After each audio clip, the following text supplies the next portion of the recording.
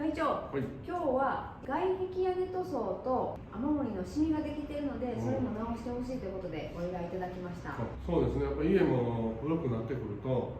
雨漏りというのは起きてきます。雨漏り嫌ですよね。なんとか壁にシミがついたりしてね。その雨漏りの原因はどこかというのを突き止めて、そこをしっかりと雨漏りしないように修理をしてから、それから塗装に入っていきますので、ご安心ください。またそのシミのついたところの天井壁の、例えば壁紙のね張り替えとか天井の張り替えとかも、いつもやっていますので、ご安心してご相談ください。ありがとうございます。